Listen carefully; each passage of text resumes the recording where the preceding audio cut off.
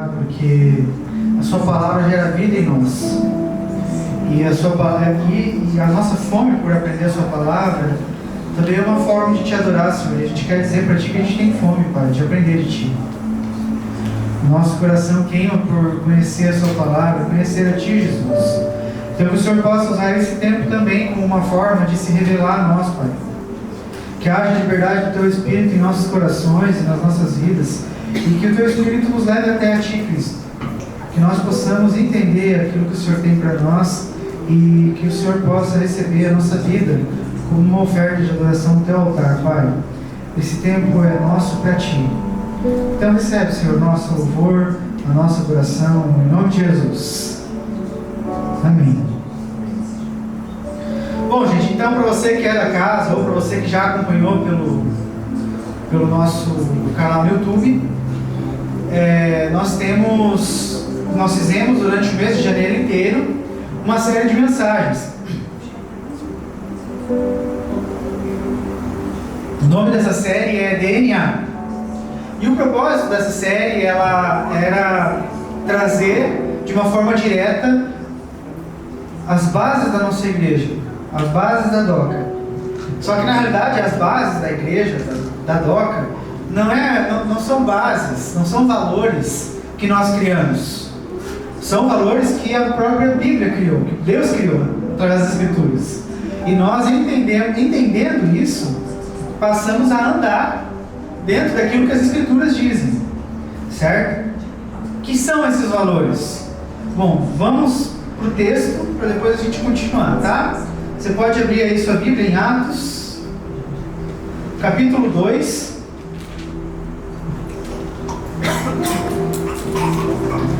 Versículo 42, se eu não me engano. Deixa eu pegar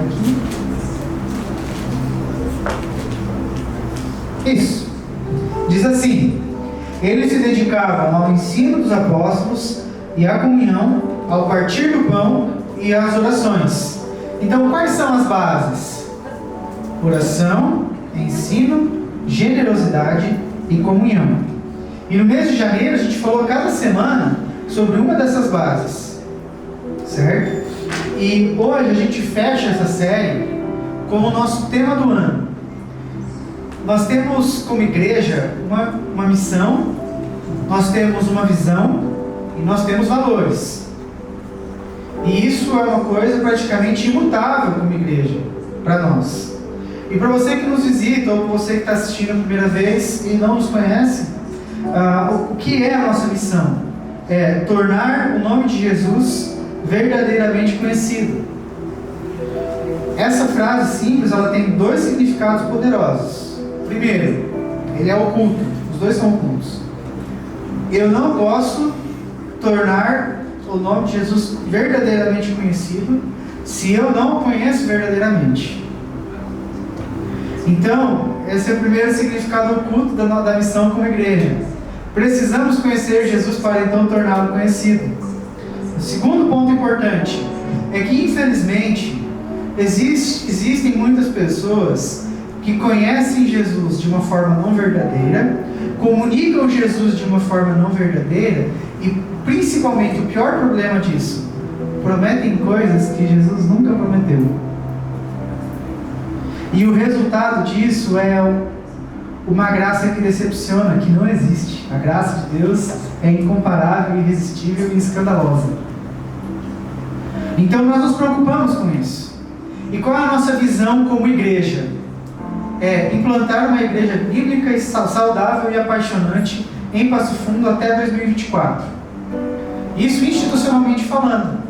É a nossa visão, nós estamos olhando para isso. Então em 2024 a gente fecha porque já alcançamos a visão? Não, nós vamos renovar a nossa visão lá. Certo? E os nossos valores são esses quatro, que significa o quê? A forma como nós nos movemos. Sabe por que nós fazemos isso? Porque a Bíblia diz no final desse texto que enquanto a igreja apostólica se movia na oração, no ensino, na comunhão e na generosidade, Deus acrescentava os salvos. E esse acrescentar dos salvos é o cumprimento da missão existencial da igreja. Por que nós existimos? Para santificar o nome do Senhor na terra, para torná-lo conhecido, para discipular essa cidade e as nações. Então, pessoas salvas significam Jesus verdadeiramente conhecido. Vocês estão comigo? Amém. Ok. Então, isso é um pouco do que é o DNA e um pouco do que é a identidade da igreja. Mas nós temos um tema, ou uma visão para esse ano, que ela está conectada com a nossa visão maior, que é implantar a igreja até 2024. E qual é esse tema? Qual é essa visão? O nome, a palavra é consolidação. E nós vamos falar sobre isso essa noite. Então, além de nós estarmos no culto da visão da igreja para esse ano, nós também estamos em um culto que tem um tema. E o tema é consolidação. Tá?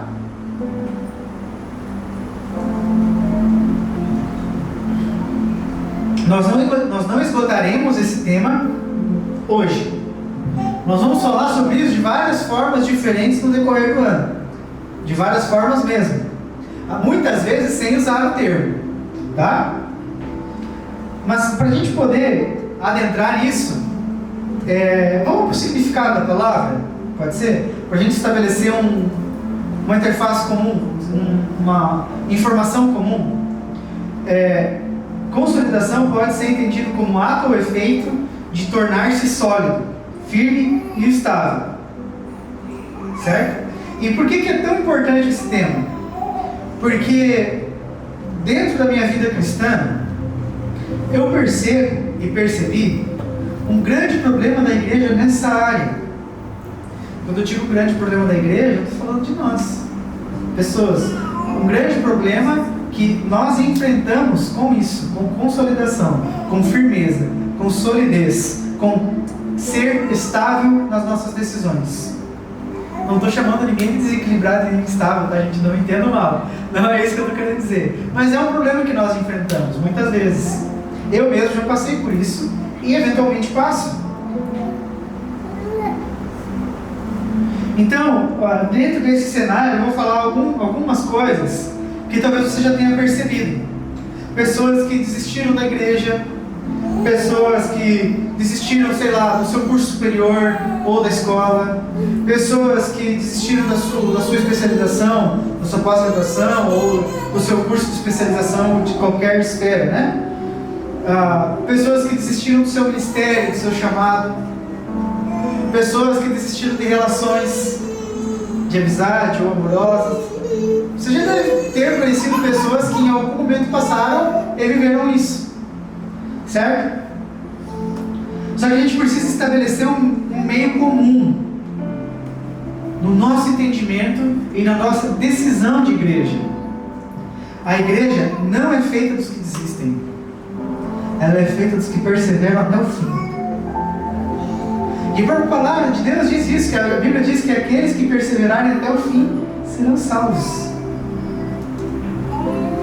Então nós precisamos assumir essa identidade de ser uma igreja que persevera, que é constante no que faz, que é estável. O próprio Davi pede isso em um dos salmos. Ele diz: Deus, coloque em mim um espírito estável, disposto a te obedecer. O próprio Davi passou por dificuldade com isso. Se ele pediu é porque ele tinha dificuldade, ou porque ele tinha preocupação em passar por esse problema. Só que tem uma grande vantagem maravilhosa em perseverar na igreja, ou com a igreja. É que enquanto nós perseverarmos nele, Ele estará conosco. Então, Deus pede para que a gente persevere nele, mas Ele nos dá a força necessária para que a gente faça isso, enquanto estivermos nele. Amém? Então, de verdade, o fruto dessa perseverança, o fruto de ser estável, o fruto de estar preocupado em consolidar, é vida. É vida aqui, é vida com Deus, é vida eterna. Amém? E aí hoje a gente vai falar sobre alguns pontos importantes sobre a consolidação na nossa vida e na vida da igreja. Tá bom? Primeiro, pode parecer um pouquinho estranho a frase, mas vocês vão entender, é a consolidação no todo. No todo. Sabe por quê? Porque não tem como ser consolidado, estável, firme, sólido, que é o significado do termo, na igreja, se na nossa vida a gente não é. Nós não vamos ser aqui diferente de como nós somos lá fora. A gente pode mascarar o que somos aqui e mostrar o que somos lá fora. Mas de verdade, nós seremos aqui o que somos lá. E seremos lá o que somos aqui. Vocês estão entendendo? Então o que nós temos que buscar? Uma mudança aqui. E aqui. Todos nós. Todos nós estamos em algum estágio disso. Todos nós estamos vivendo essa mudança de alguma forma. É o passo a passo de ser discipulado por Jesus até Ele vir. É o dia a dia de ser constrangido pela graça de Deus e pelo perdão dele nas nossas vidas. Amém? Por exemplo, talvez você conheça alguém, ou talvez você seja essa pessoa. Você não é uma pessoa descartável por isso. Mas talvez você conheça uma pessoa que tem uma incrível dificuldade de consolidar-se financeiramente. Uma pessoa que passa por muita dificuldade nessa área. Talvez você conheça uma pessoa que tenha dificuldade de se consolidar na sua profissão. Não, aquela pessoa assim, que troca muito de emprego, ou que troca muito de profissão mesmo, não consegue se decidir sobre aquilo que vai fazer na sua carreira. Eu acho que isso acontece mais numa esfera jovem adulto, iniciante adulto, assim, sabe? Quando está começando a vida profissional. Mas tem muitas pessoas, que eu vou usar um termo bem coach agora, que não conseguem caminhar nisso, de alguma forma. E tudo bem, hoje você ser essa pessoa, desde que você decida algo a partir daqui. Não tem problema. Mas juntos nós podemos superar isso, juntos mesmo. Porque, talvez, vamos dar outro exemplo. Talvez você tenha dificuldade de consolidar nas relações. Talvez você não tenha um amigo de 15 anos, por exemplo. Você fala, nossa, aquele cara, a gente cresceu junto. Aquele cara, eu conheço ele há 20 anos. O Felipe não vai poder conhecer ninguém há 20 anos. Mas, cara, com 14, né? Mas você está me entendendo, né, Felipe? Mas vocês estão entendendo? Essa estabilidade de relação, ela é importante na nossa vida. Talvez você conheça alguém que tenha dificuldade de consolidar-se nos negócios. O que é diferente de finanças e negócio? O negócio é, tipo assim, você é um empresário. Entendeu? Talvez você tenha dificuldade nessa área. É importante você... Eu estou dizendo que para você ser igreja, você tem que ser bem sucedido financeiramente, rico e cheio de amigos? Não. Mas você precisa ter paz, firmeza e solidez nessas áreas. Seja a forma que for, é importante a gente ter solidez, constância. Vocês estão me entendendo? Eu dei 3 exemplos, de muitos outros que poderiam assistir, certo? Agora, dentro de qualquer um deles, tem 2 coisas muito importantes que vão destravar, capaz de brincadeira, não sei se vai destravar, eu não sei disso. Mas que vão talvez te ajudar, talvez seja uma chave para você, ou para mim também, avançar em alguma área. A primeira coisa super importante nesse processo que nós estamos vivendo de ser constantes, de nos consolidar em nossa vida, está em Mateus capítulo 6, versículo 33. Mateus 6, 33. Diz assim: busquem, pois, em primeiro lugar o reino de Deus e a sua justiça. Isso aí é para acordar os caras que têm sono no culto. E todas essas coisas serão acrescentadas a vocês. O primeiro passo importantíssimo para nós termos uma vida consolidada humana é ter uma vida espiritual consolidada. Se nós não entendermos que a coisa mais importante da nossa vida é a nossa relação com o Pai, é entendermos o nosso papel como corpo de Cristo, se nós não formos bons na nossa relação com Deus, provavelmente nós não seremos bons em nada. Porque é Ele quem nos capacita, é a graça dele que nos envolve, é Ele que eleva a nossa vida, é Ele que nos ensina, é Ele que nos conduz a um caminho. Você quer um exemplo? Vou sair de novo e voltar para a profissão. Você quer aprender sobre profissão, finanças e investimentos? Lê Provérbios. Está aqui. Não precisa. Lê o livro do Primo Rico lá, é bom? Lê da Nath Arcuri, é bom? Mas está aqui. Está aqui, Provérbios, lê Provérbios. O Provérbios fala, por exemplo, sobre investimento. Sabe por que o Provérbios fala sobre investimento? Para a gente diversificar, porque diminui o risco. Nem tinha V3 na época do Salomão. Mas está lá. Foi ele que inventou. Foi ele que fez. Vocês estão entendendo? Porque de alguma forma, tudo está aqui porque Deus ama a gente. E Deus, desde o fundamento, queria que a gente vivesse uma vida plena com Ele, para Ele e aqui, nesse lugar que nós estamos hoje. Agora eu tenho uma pergunta para você. Os seus planos que você fez em dezembro para começar 2022, quais eram sobre o reino de Deus? Quais envolviam Deus na sua equação? Eu não quero que você se sinta mal se não tem nenhum item na sua lista. Talvez você nem tenha uma lista, recomendo fazer, dá tempo. Mas se a gente não pensou nada sobre o reino de Deus, sobre a nossa relação com Ele, talvez nós não estejamos vivendo Mateus 6,33. Talvez. Não estou afirmando que você não está vivendo, mas talvez você não esteja. Porque se nós cremos em Cristo, se nós cremos que esse é o livro da nossa vida, e se nós cremos que esse livro tem poder para nos ensinar e nos levar a uma vida plena em Deus, nós temos que crer e agir com base no que lemos. Faz sentido isso para você? Então, os nossos planos precisam estar conectados com o reino de Deus. Ser igreja é isso. Ser uma igreja consolidada como pessoa é isso. É entender que quando a gente faz um plano pessoal, não é só sobre nós. Tem mais pessoas. Tem uma família espiritual envolvida nisso, como diz Efésios.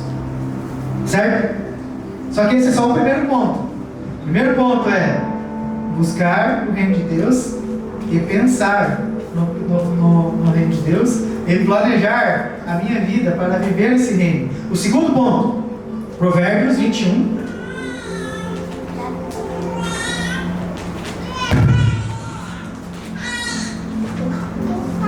Tem uns bebezinhos dando glória a Deus, aleluia.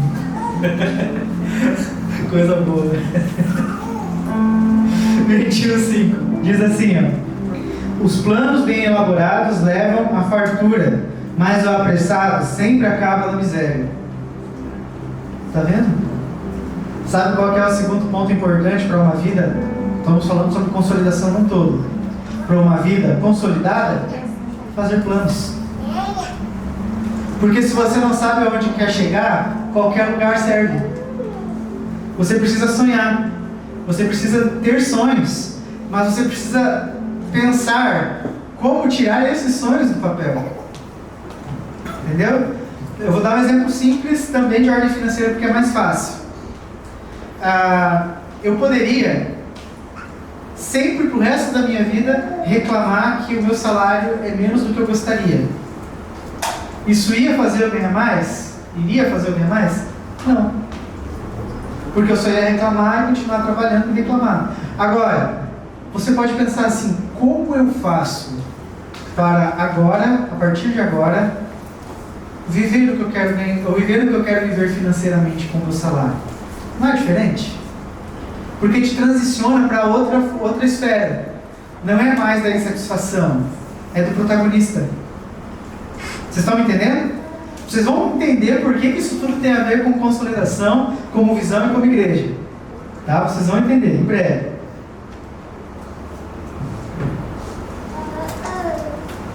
Então sim, primeira coisa, primeiro ponto importante sobre uma consolidação de vida pessoal. Primeiro ponto: buscar o reino de Deus, pensar o reino de Deus, viver esse reino integralmente. Segundo ponto: fazer planos envolvendo o reino de Deus, mas planos pessoais também. Deus nos fez para desfrutar de uma vida plena. Deus quer isso para nós.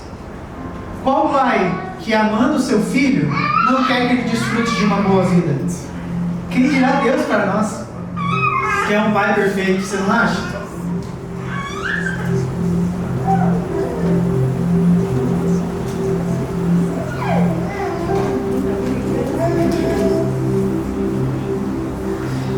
Eu vou dar um exemplo sobre consolidação de planos, que é um testemunho de vida meu, pessoal. Tá?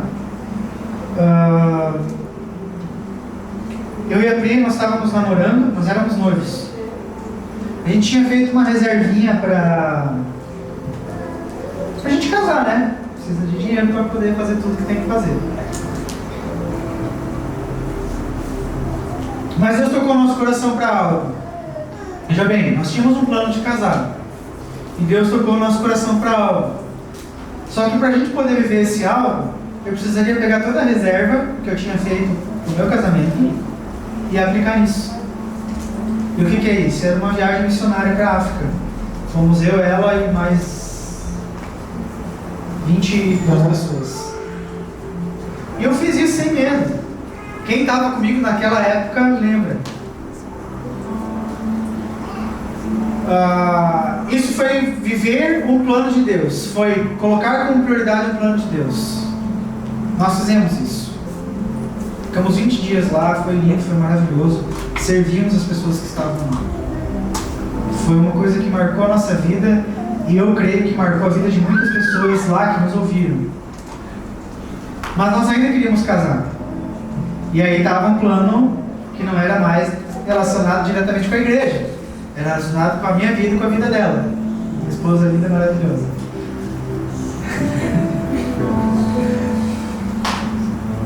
Aí o que a gente fez? A gente orou por um tempo, tentando entender como que a gente ia fazer.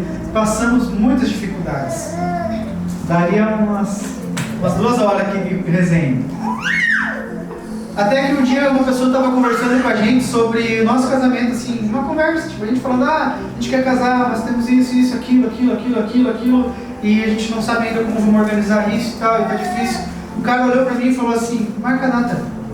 Eu falei, você é louco, mano, como é que eu vou marcar a data? Eu não sei nada. Marca a data que você vai ver o que Deus vai fazer. Foi assim, eu fui lá e marquei a data. E a gente casou. E deu tudo certo, foi lindo. Tava conversando com a minha irmã, que tá querendo casar agora. E ela falou, eu não consigo agora, Fê, porque eu tinha que gastar mais ou menos tanto com o casamento. Aí ela perguntou assim pra mim, quanto que você gastou no seu? Eu disse, 10% disso aí que você falou. Entendeu? Porque realmente foi, ela falou um valor altíssimo e a gente gastou isso aqui. O mais caro do nosso casamento foi as fotos. O mais caro. Porque Deus proveu tudo. Deus proveu de forma totalmente extraordinária, mas a maior fonte de provisão de Deus, sabe qual foi? Trabalho. Ele abriu portas para que eu pudesse trabalhar. E a gente fez tudo. Então, para mim, isso é um exemplo de consolidação de reino de Deus e consolidação de planos. Existia uma necessidade no reino de Deus, Deus colocou isso no nosso coração, nós andamos nisso. E Deus perseverou conosco no nosso plano humano. Você está entendendo? É um pouco sobre fé isso. Um pouco sobre fé. E de verdade, teve coisas, diante de toda essa provisão que eu pude viver na minha vida, teve coisas que eu pude entender. Mas teve coisas que eu não entendi como aconteceram. De verdade, não consegui entender. E sabe por quê? Porque de verdade eu acho que tem coisas que Deus quer que a gente entenda. Mas tem coisas que Deus quer que a gente apenas confie. Ele não nos chamou para entendê-lo. Ele nos chamou para confiar nele. Vocês estão comigo aqui? Então tá bom. Vocês confiam nele? Amém. Então tá. Conecte os seus planos com Deus. Sabe o que Rick Warren fala sobre dependência? Porque nós estamos falando sobre dependência aqui. Ele fala assim, você nunca saberá que Deus é tudo o que você precisa até Ele ser tudo o que você tem. Amém. Entendeu? Isso não precisa acontecer com você porque você está me ouvindo. Deus pode ser tudo que você precisa nesse momento sem você passar pelo dia em que você só tem Ele. Porque de verdade, o que importa mesmo é ter Ele. O que importa mesmo é nós estarmos com Deus. Sabe por quê? Porque Ele é a fonte de todas as coisas. Ele é tudo que nós precisamos. Então, Ele é mais importante do que qualquer coisa que você pode ter, do que qualquer coisa que você pode adquirir, de qualquer status que você pode alcançar. O maior status que nós podemos ter diante do mundo é o status de ser filho de Deus e servo dele. O reino de Deus é tão louco que é o único lugar onde se tem honra em ser servo. Porque é exatamente assim. É uma honra ser servo de Deus. Amém? Tem um outro cara que eu não lembro o nome dele, que ele diz assim, ó, que a gente deve orar como se tudo dependesse de Deus, mas agir como se tudo dependesse de nós. Sabe por quê? Porque quando eu oro, eu demonstro a minha fé de que Deus é tudo para mim. Mas quando eu levanto do meu joelho do chão na oração e eu faço algo, eu estou exercendo a fé pela qual eu orei. Vocês estão entendendo? Então ore como se tudo dependesse dele. Mas quando você dizer em nome de Jesus, amém, sai e vai como se tudo dependesse de você. Ou seja, com todas as suas forças, com todo o seu coração, com toda a sua alma, com tudo que você é, com tudo que você tem, com intencionalidade, com força, com perseverança, crendo que Deus é o condutor do seu destino, o arquiteto do seu destino. Amém? E a última frase de efeito do momento, para a gente fechar essa parte da mensagem, é: o medo é a fé no Deus errado. Eu não estou dizendo para sermos irresponsáveis, eu estou dizendo para sermos corajosos nos nossos planos com Deus. Porque o medo é não ter fé em Deus. Medo é contrário à fé. Medo é crer que um falso Deus vai resolver o seu problema, ou te levar a resolver esse problema. Mas você é filho de um Deus das causas impossíveis, e de um Deus que torna possível você fazer muitas coisas.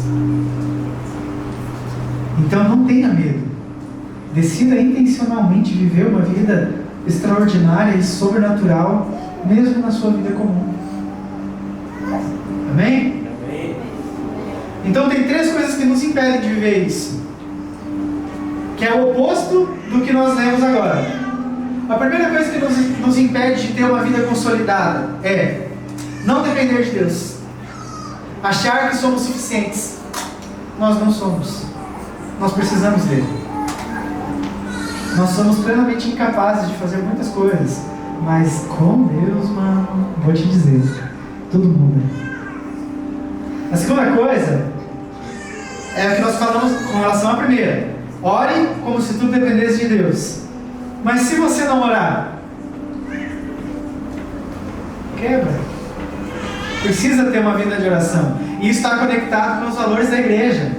Ore continuamente. 2 Tessalonicenses tem um versículo que é só isso: ore continuamente. E a terceira coisa: não tenha medo. Não tenha medo. Confia no seu Pai. Ele é plenamente capaz de te conduzir ao lugar que Ele planejou para você. Não tenha medo. O medo é a fé no Deus errado. Você é filho de Deus. Entenda isso. Amém? Então agora que nós estamos em comum acordo sobre isso, sim, vamos para a próxima parte dessa mensagem, que é a consolidação da igreja. Atos 2:47 diz assim, vamos lá: louvando a Deus e tendo a simpatia de todo o povo. A partir de agora é o que eu queria trazer para nós, tá? E o Senhor lhes acrescentava diariamente os que iam sendo salvos. Uma igreja em consolidação cresce. Porque uma igreja em consolidação que é firme, que está firme na sua existência individual e firme na existência como comunidade, como igreja, como família, como corpo de Cristo, ela cresce. Não estou dizendo que de 1 para 100, eu estou dizendo que ela cresce. Sabe por quê? Porque a Bíblia diz.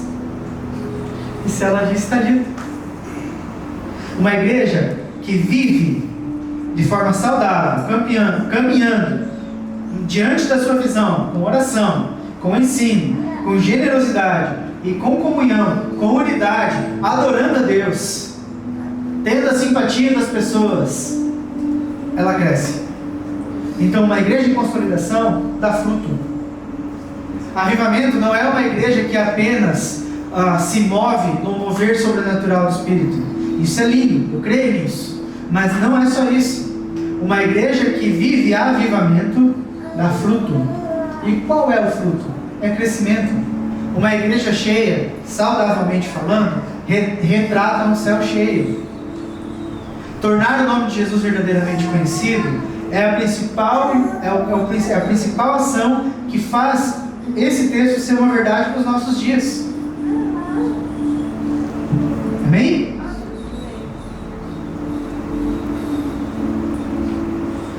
Por isso nós precisamos buscar uma vida com Deus. Porque somente com uma vida com Deus nós vamos conseguir ser aquele que vai mostrar Deus para a vida de alguém. E nós precisamos fazer isso. Quando você vai num restaurante novo da cidade, você come uma comida nova e você gosta muito, você não recomenda alguém? Quando você é muito bem atendido em um lugar, quando você vai nesse lugar, você não recomenda esse lugar para alguém? E quando você conhece um Deus que salva a sua vida, por que você não recomenda ele a alguém? O que tem maior valor? Uma comida que você comprou e gostou? Ou o Deus que salvou a sua vida e te conduz para uma eternidade de glória com Ele? Entendeu? É simples. Aí agora eu vou fazer mais uma pergunta para a gente pensar. A forma pela qual o crescimento da igreja acontece, e essa consolidação acontece, é através dos seus membros. É através das pessoas que vão a esta igreja.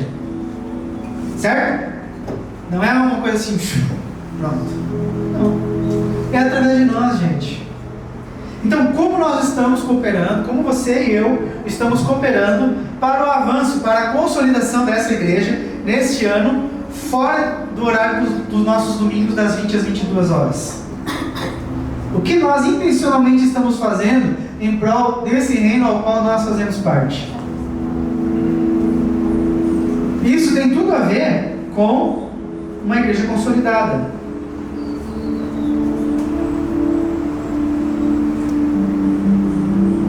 Nós precisamos entender uma coisa. Nós precisamos aprender a valorizar as pessoas. Pessoas são mais importantes do que ambientes. Vou falar de uma forma bem evangélica. Nós precisamos aprender a dar valor para as almas. Isso é a nossa prioridade. Por que buscar o reino de Deus é a nossa prioridade? Por dois motivos. Porque nós somos criados para isso. Nós somos criados para glorificar a Deus e desfrutar dele eternamente. Primeiro ponto. Segundo ponto. Porque Deus nos vocacionou para algo maior do que nós, que está relacionado com essas pessoas que não estão aqui. Está relacionado com você também. Mas está relacionado com as pessoas que não estão aqui nessa igreja. Você está me entendendo? Pessoas que desconhecem Cristo. Vou mencionar de novo um texto que eu acho que é em Tiago.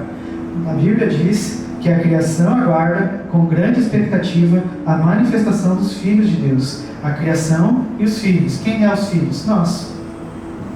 As pessoas que conhecem Jesus, que aceitam Jesus, que decidem por Jesus. E quem é a criação?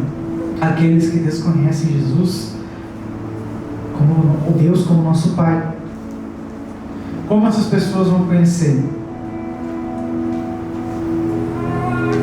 Tem uma coisa que a gente tem que quebrar no meio cristão. Se você é visitante e não é cristão, talvez você desconheça isso.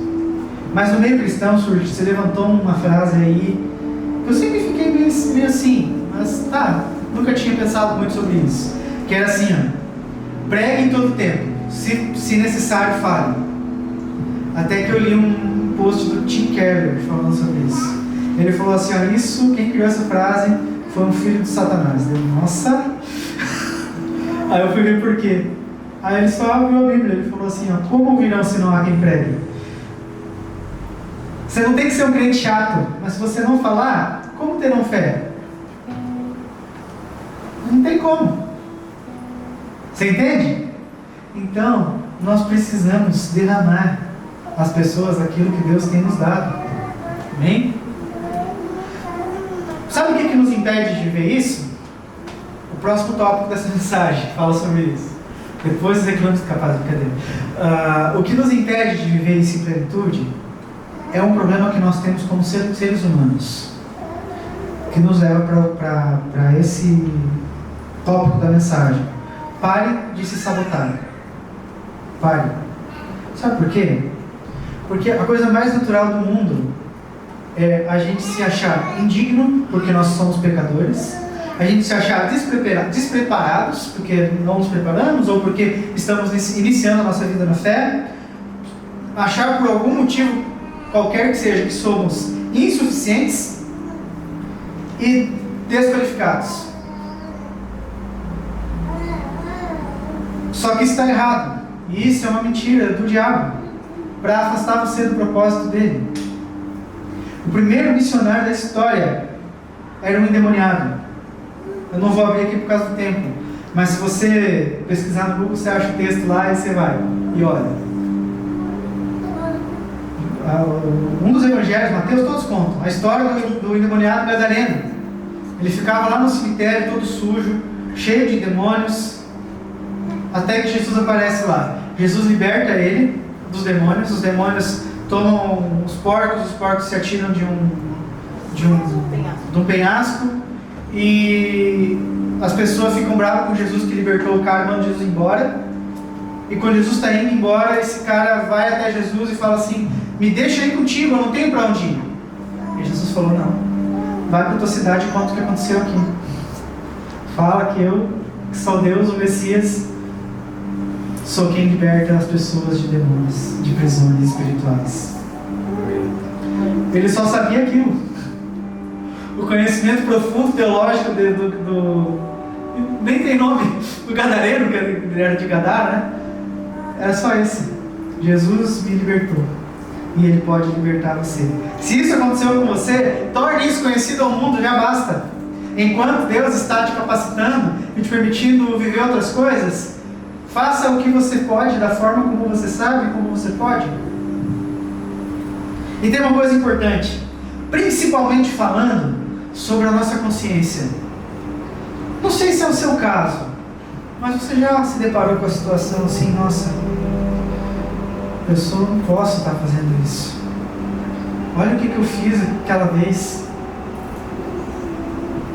Cara, você já orou, você já chorou diante de Deus, você já confessou para os seus irmãos, você já fez tudo.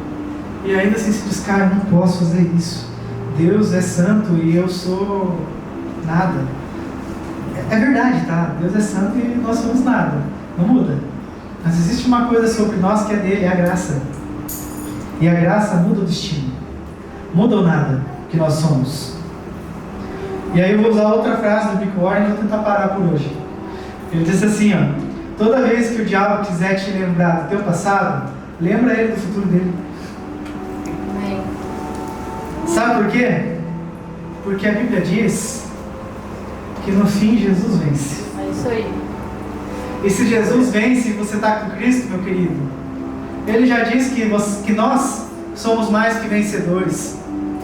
Então sempre que o diabo mesmo, Satanás, quiser colocar o seu passado no seu futuro, coloca para ele o futuro dele no presente dele, que vai terminar rapidinho o B.O. Sabe por quê? Porque sobre a sua vida tem uma graça, mas sobre o diabo não. Viva essa graça, desfrute disso. Desfrute desse benefício que Deus nos dá. E diante da nossa insuficiência, despreparo e desqualificação? Porque até agora só falei diante da nossa culpa. Deus já perdoou e você não. Agora Deus já perdoou e você também. Mas, diante dessas outras coisas, vamos para a Bíblia. Mateus, capítulo 14, tá? Versículos 13 em diante, tá? 14, 13 em diante. Ouvindo o que havia ocorrido, Jesus retirou-se do barco, em particular, para um lugar secreto. As multidões, ao ouvirem falar disso, saíram das cidades e o seguiram a pé. Quando Jesus saiu do barco e viu tão grande multidão, teve compaixão deles e curou os seus doentes. Ao cair da tarde, os discípulos aproximaram-se dele e disseram: Este é um lugar deserto e já está ficando tarde. Manda embora a multidão para que possam ir aos povoados comprar comida. Respondeu Jesus: Eles não precisam ir. Deem vocês algo para comer. Eles lhe disseram: Tudo o que temos aqui são 5 pães e 2 peixes. Tragam-nos aqui para mim, disse ele. E ordenou que a multidão se assentasse na grama. Tomando os 5 pães e os 2 peixes, e olhando para o céu, deu graças e partiu os pães. Em seguida, deu-os aos discípulos e estes à multidão. Todos comeram e ficaram satisfeitos. E os discípulos recolheram 12 cestos cheios de pedaços que sobraram. Os que comeram foram cerca de 5.000 homens, sem contar mulheres e crianças. Você já conhece a história, né? Se você é igrejeiro, você deve ter ouvido isso aqui umas 500 vezes na palavra da oferta. Não que não se aplique, não estou dizendo isso. Mas o que eu quero falar aqui é outra coisa. Pensa comigo. Muita gente. Deserto. Os árvores já estavam fechados. O B24 estava, sei lá, um surto de alguma doença e fecharam também. Não sei se tem outro lugar 24 horas, senão ia estar fechado também. Tá, imagina esse cenário. Só dá para comer se for longe, se for embora. Os discípulos tentaram falar isso para Jesus. E Jesus queria ensinar alguma coisa para esses caras. Várias coisas. Um monte de coisa a gente aprende aqui. E quando Jesus dá a ordem para que eles alimentem com o que eles têm o povo, eles falam assim: nós só temos 5 pães e 2 peixes. 5 mil homens tirando mulheres. Talvez 12.000 pessoas. Talvez 15.000. Não sei. Mas o que estava claro ali é que para os discípulos não tinha condição de fazer. Ou seja, eles não estavam preparados para suprir e alimentar multidões. Mas o que Jesus provou? Que quando ele dá uma ordem, ele provê a forma. Mas o que ele usa? Ele usa aquilo que é menosprezado por todos. Porque os discípulos menosprezaram os 5 pães e os 2 peixinhos. Mas sabe o que Jesus fez? Ele pegou o menosprezado e usou o menosprezado para alimentar as multidões. Se você se sente um menosprezado, não te preocupa. Deus vai usar você para alimentar as multidões. Amém. Alimentar com o quê? Com a palavra de Deus. Alimentar com o quê? Com uma frase simples: Jesus te ama, Jesus te salva e Jesus te envia.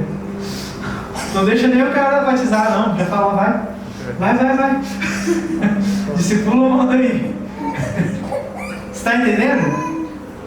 Deus não está preocupado com a sua profundidade teológica, nem com o seu tempo de conversão, nem com nada. Sabe por quê? Porque Jesus ia dentro do cenáculo, ensinava e sentava com os mestres da lei. E ele chamou 12, que não eram fariseus, nem mestres, nem doutores, nem nada. Ele chamou um pesqueiro, um cobrador de imposto. Ele não chamou o teólogo. Não estou menosprezando a teologia, tá? Estude a teologia, gente. É importante. Eu estou dizendo que isso não é mais importante nesse momento para você. Para que você entenda, só nessa esfera, para que você entenda que Deus está contando contigo para algo. É importante teologia para você conhecer Deus. Mas ao passo que você conhece Deus, você pode torná-lo conhecido. Está entendendo? Ou seja, você não é insuficiente Você não é incapaz, não é nada disso. Enquanto você menospreza aquilo que você é, Deus aperfeiçoa quem você é para você viver o extraordinário com Ele. E para você permitir que outras pessoas que estão clamando lá fora possam ouvir uma voz que desperte fé neles, uma voz que vai levar eles a ter uma experiência com Deus, e que dessa experiência vai surgir um relacionamento, e que esse relacionamento vai conduzir essa pessoa para uma eternidade com Deus. Você é parte desse plano. Você entende a grandeza disso? É uma honra, é um privilégio poder comunicar Jesus. Não existe glória maior do que essa. Não existe. Beleza. Então agora vamos para mais um. Sim, uma consolidação da igreja. Mas precisa ser uma consolidação que cause impacto. Ou você acha que 5 pães e 2 peixes para uma multidão não causa impacto? Ou você acha que o mover de Deus não é suficiente para impactar uma cidade? De que forma? Através da cultura, da sociedade e da cidade. Nós precisamos ser esse agente de impacto. Pensa comigo. Quantas igrejas tem em Passo Fundo? Quantos cristãos em Passo Fundo? E se a gente quisesse fazer uma coisa para realmente mudar essa cidade? Será que não daria? Só que eu não consigo falar com todos ao mesmo tempo. Eu consigo falar com vocês que estão ouvindo. E qual é o impacto que a gente consegue causar? Eu não sei qual quantificar, mas eu sei que existe um impacto que dá para causar aí. Sozinho é mais difícil, mas se nós formos juntos, nós conseguimos. Vocês entendem? Bom. Então sim, diante de todo esse processo de consolidação, nós precisamos entender que essa consolidação precisa ser direcionada pelo ensino, na medida em que aprendemos. Sabe por quê? Eu vou dar um exemplo bem simples sobre plantas. Eu sou um exímio conhecedor da agricultura, não sou não. Mas eu vou tentar, depois meu sogro me corrige. Veja bem, para a gente poder viver uma consolidação de verdade e ser uma igreja que de verdade causa impacto e ter uma vida consolidada de verdade, nós precisamos de raízes profundas. Não só porque o vento não vai nos derrubar, e essa todos nós já sabemos. Não só por isso, também por isso. Mas existe uma coisa importante sobre raiz profunda que nós vamos falar aqui. E como que a gente vai exemplificar isso? Através de 2 plantas: o alface e a palmeira rainha. O alface e a palmeira rainha. Bom? Tem que ser a rainha, porque as outras eu não li, só li da rainha. O alface, vou fazer a pergunta, alguém grita aí. O que acontece com o alface se ele é exposto a um calor muito forte? Murcha. Morre. Queima. Né? Certo? Tô certo? Mais ou menos certo? Faz sentido? Tá. Então até agora estou indo bem no meu exemplo de agricultura. Mas e com a palmeira? O que acontece se ela é exposta a um calor muito forte? Nada. Sabe por quê? Porque ela tem raiz profunda em 2 esferas. Ela precisa, olha só, pesquisei, gente, fui olhar sobre o negócio. Ela precisa de um raio de 2 metros para estabelecer suas raízes, e ela aprofunda até 50 centímetros do solo. Então, se tiver calor, a raiz mantém saudável. Por que tem muita igreja aí que é cheia do fogo de Deus, mas é cheia de pessoas doentes na sua fé? Porque não tem raiz, só tem fogo. Só tem calor, não tem ensino. Entendeu? Só tem mover do Espírito, mas não tem ensino. Precisa o sol, precisa o calor.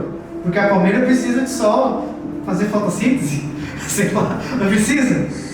Mas se não tem raiz, o calor vai vir, vai torrar, vai queimar e vai acabar. Mas precisa raiz. Precisa crescer para baixo. E se a gente crescer para baixo, não é só uma questão de aguentar o calor. É de poder crescer para cima. Olha o tamanho do alface, olha o tamanho da palmeira. Que tipo de raiz você quer ter? De alface ou de palmeira? Agora acabou meus conhecimentos de agricultura, porque a partir daqui é do maligno. Não sei mais nada. Mas você está me entendendo?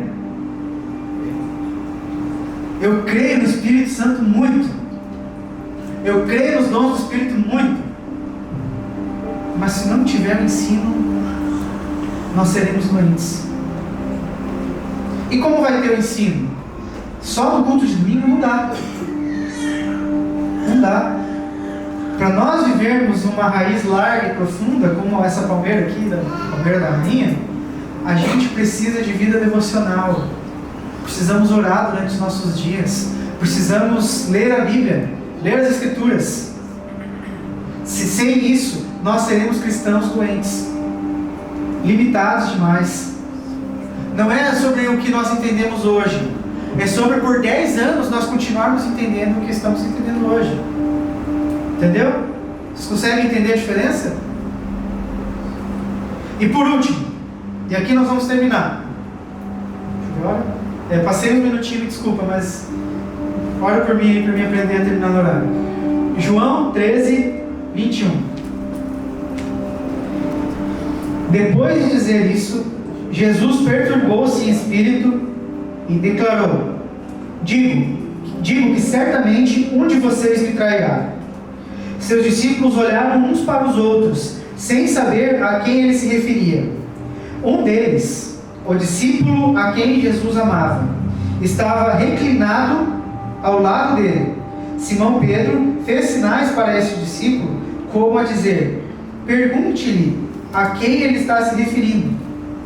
Inclinando-se esse discípulo para Jesus, perguntou-lhe: Senhor, quem é? Respondeu Jesus: aquele a quem eu der este pedaço de pão molhado no prato. Então, molhando o pedaço de pão, deu-o a Judas Iscariotes, filho de Simão. Estavam os 12 discípulos lá. Os 12? Os 12 discípulos eram próximos de Jesus. Os 12? Mas só um foi mencionado como aquele a quem Jesus amava. Quer dizer que Jesus não amava a todos? Não. Quer dizer que havia algo diferente sobre a vida daquele. Sabe o que é engraçado? Pedro sabia disso.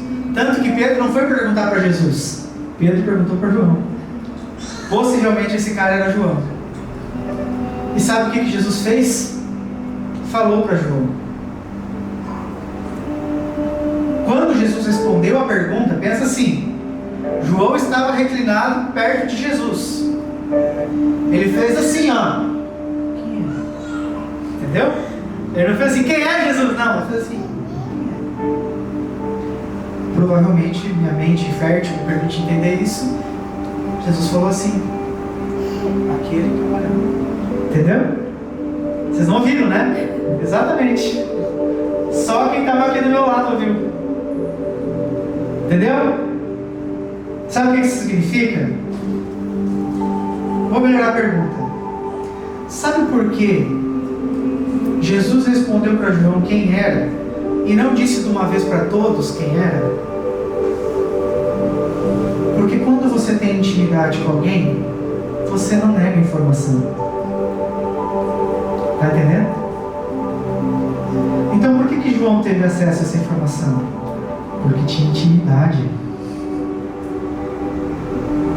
Você quer receber essas revelações de Deus para a sua vida? Você não precisa de um João. Você pode ser esse João. Está me entendendo? Você não precisa pedir para alguém. Seja você esse alguém. Para sermos uma igreja consolidada, precisamos ser uma igreja em intimidade com Deus. Coloca de pé, por favor, social. Construir uma vida com o Senhor está diretamente relacionado com uma decisão intencional de se relacionar com Deus e de desenvolver intimidade com Ele. Não tem outro caminho. Não tem como estabelecer uma vida com Cristo e com a igreja sem intimidade com Deus. E desfrute disso. Seja o mais íntimo de Deus que você puder. Porque na sua intimidade com Deus, Ele vai falar coisas para você que talvez Ele não fale para pessoas que não quiseram ser íntimos dele. Os outros discípulos não eram inferiores. Eles só não quiseram ser íntimos como João. Você está me entendendo? Mas estava lá. Jesus estava todo dia disponível. Quem quis ser íntimo foi. Quem quis estar perto o suficiente para receber a revelação de Jesus, recebeu. Aonde você quer estar nessa mesa? E aqui eu tenho algumas perguntas para te fazer. Será que você é a pessoa que está sentando a primeira vez nessa mesa?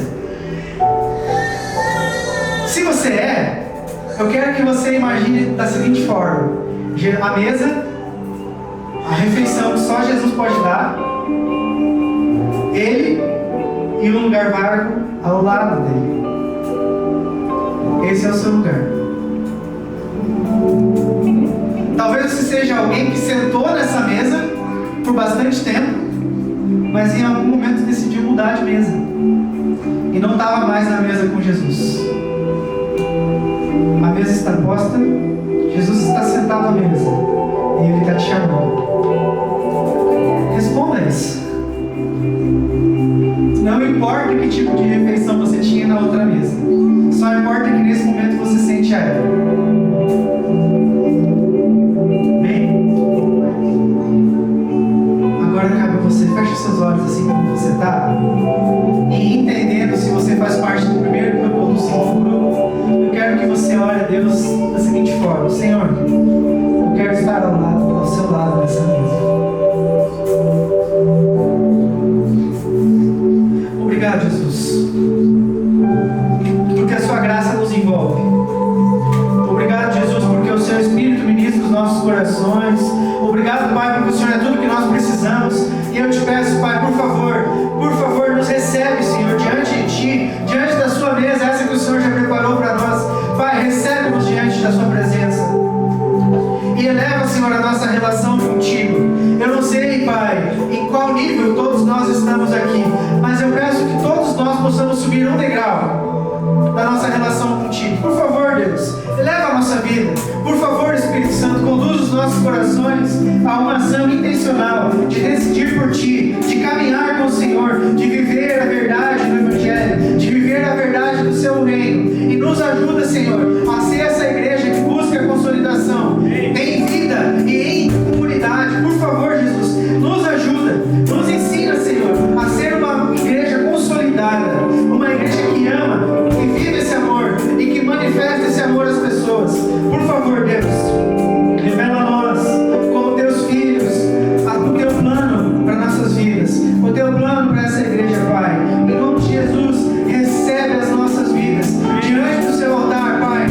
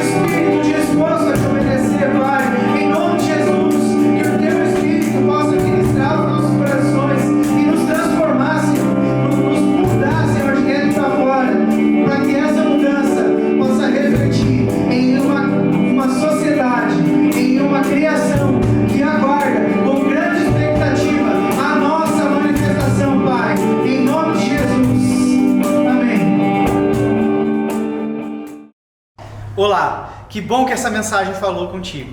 E eu tenho certeza que o Espírito Santo também se moveu e agiu entre nós. Então eu quero te fazer alguns convites a partir disso. Primeiro, se através dessa mensagem você decidiu por Jesus, a gente quer caminhar contigo nesses primeiros passos. E se você decidiu se reconectar com Cristo a partir de hoje, a partir desse momento, a gente quer te ajudar, a gente quer andar contigo.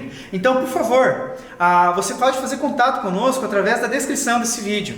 E nós estamos ansiosos para iniciar a conversa com você, tá bom? Então eu vou ficar aguardando o seu contato. Até mais!